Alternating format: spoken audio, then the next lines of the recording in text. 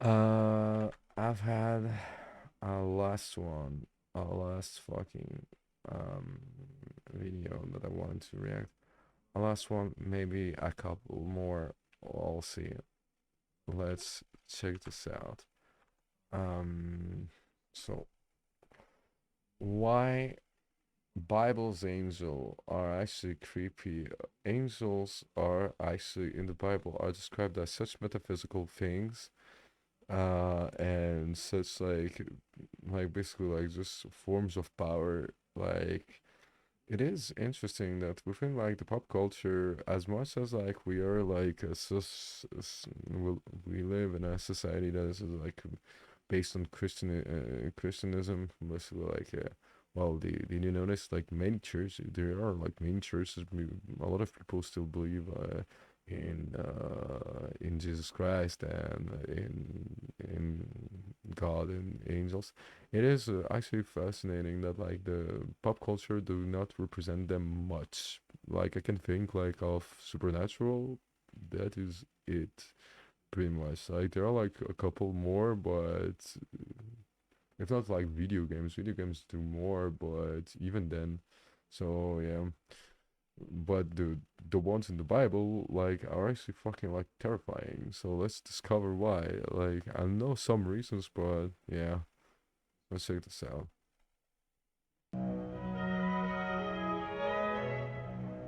Angels.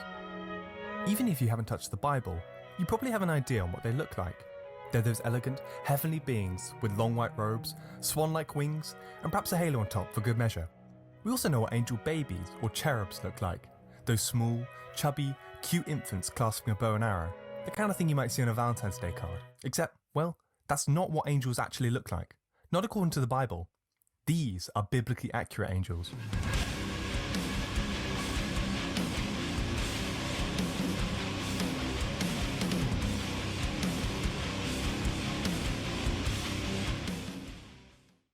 Yeah, so purely metaphysical and just completely freaking the fuck out.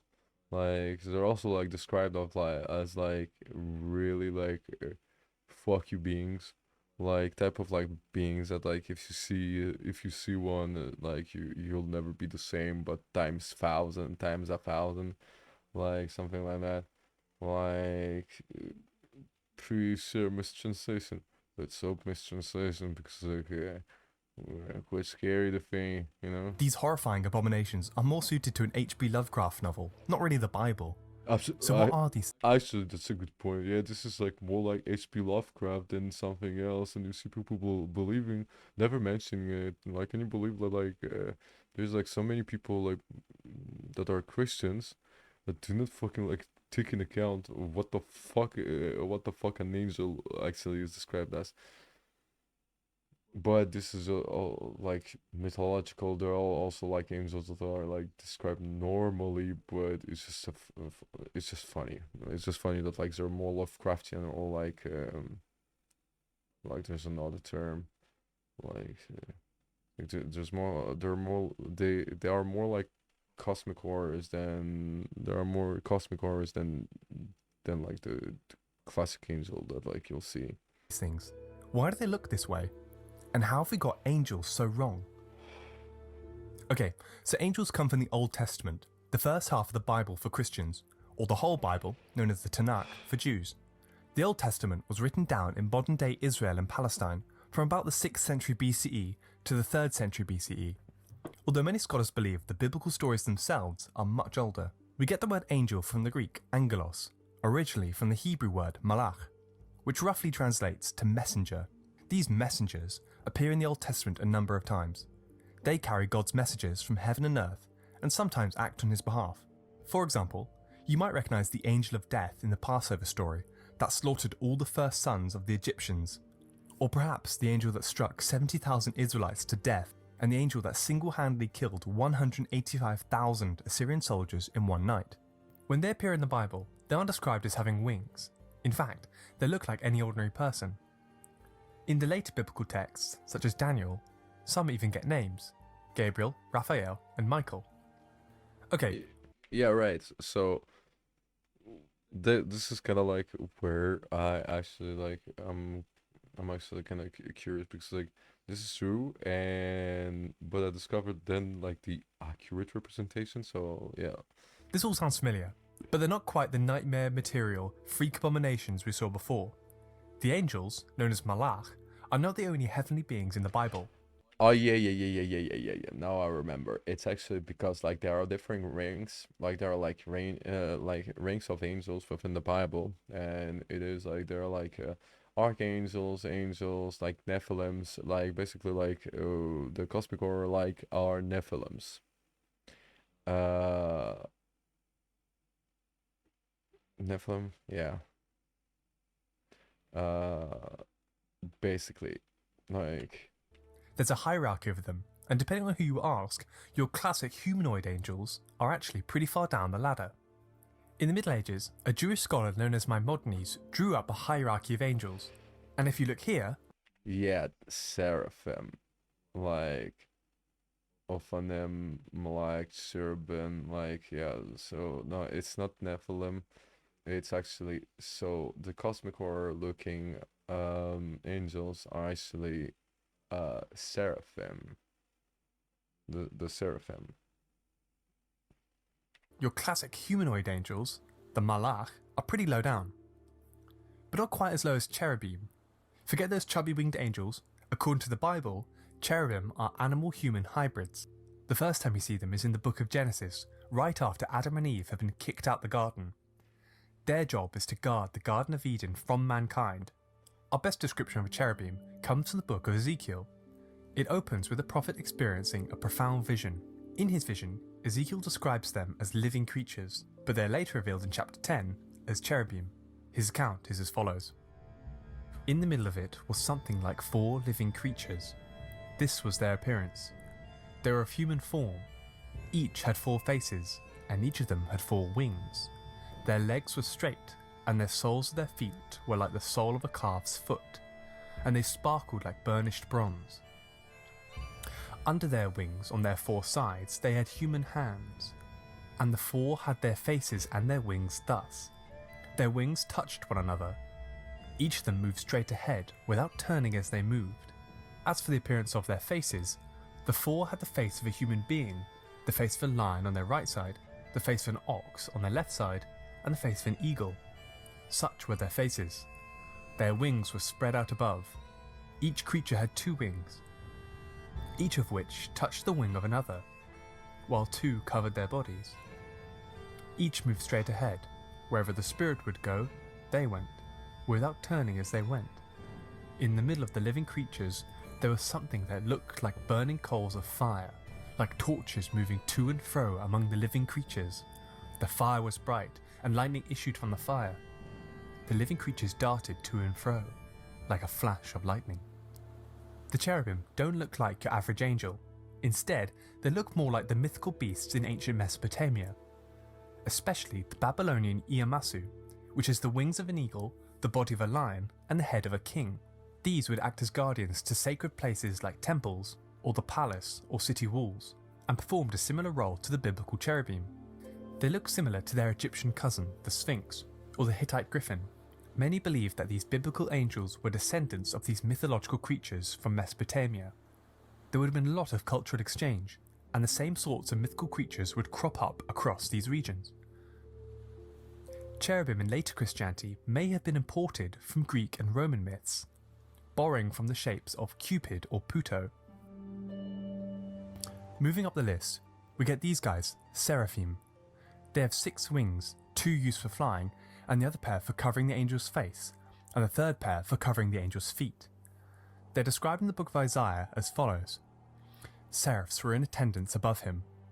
Each had 6 wings, with 2 they covered their faces, and with 2 they covered their feet, and with 2 they flew. And one called the other and said, Holy, holy, holy is the Lord of hosts, and the whole earth is full of his glory. In medieval Christian theology, seraphim is the highest choir of the angelic hierarchy. They are the caretakers of God's throne, again continuously singing Holy, holy, holy, all day, every day. So seraphim, their name comes from the word seraph, to burn. So seraphim may mean something like the burning ones. Okay, well, where do they come from? Going further into Seraphim's name reveals its origins. The Hebrew word for a venomous serpent of the desert is saraph. In ancient Egypt, the cobra was often referred to as the Flaming One, an image of which, called a uraeus, was worn by the pharaoh. Thus, saraph may be the Hebrew term for cobra, and perhaps where our seraphim get their winged appearance from. Now again to the strangest beings in the Bible, the Ophanim, or simply known as the wheels. They're a pair of interlocking gold wheels with eyes around the outside, and they hover and float in the sky. In the same vision as before, Ezekiel describes them alongside the cherubim. Quote, "As I looked to the living creatures, I saw a wheel on the earth beside the living creatures, one for each of the four of them. As for the appearance of the wheels and their construction, their appearance was like the gleaming of beryl, and the four had the same form, their construction being something like a wheel within a wheel. When they moved in any of the four directions without veering as they moved. Their rims were tall and awesome, for the rims of all four were full of eyes all around. When the living creatures moved, the wheels moved beside them. And when the living creatures rose from the earth, the wheels rose. Wherever the spirit would go, they went, and the wheels rose along with them. For the spirit of the living creatures was in the wheels. The wheels are beings who are meant to carry God's throne, making them some of the holiest and certainly the strangest beings in the Bible. Where do these wheels come from? Well, no one really knows this one. Conspiracy theorists believe that Ezekiel is describing UFO due to its strange shape and movement. Or, perhaps, seeing that this all takes place in a trippy vision, it could be the product of the prophet ingesting a psychedelic plant. More grounded scholars interpret the wheels metaphorically, a stand-in for God's unknowability, or some other, often quite elaborate interpretation. Yeah, so representation of pure power, just symbols of power, like through energy. So basically, like similar, like to how, like I don't know, you will represent like a symbol using like a blue flame, right? But you do it metaphysically using like a moving statue, right? But ultimately, no one really knows much more about the wheels. They're never mentioned anywhere else. There is some confusion about whether these eldritch abominations, known as cherubim, seraphim, or Yeah, Lovecraftian and eldritch abomination, like cosmic horrors overall. Like he didn't mention that, like this is like cosmic horror level of have a like try to keep try to stay have a I try to have a good day after thinking about it a little too much. or Ophanim are really actually angels. Perhaps heavenly being is a better description of them. Whatever it may be, the Bible's view of heaven is not the exclusive domain of these beautiful winged humanoids. If heaven is in fact real, you'll likely be spending a literal eternity alongside these winged monstrosities instead. Hey, thanks for making it to the end of this video. I enjoyed this one about angels and their creepy origins. If you want more, like, comment, but most of all subscribe to this channel.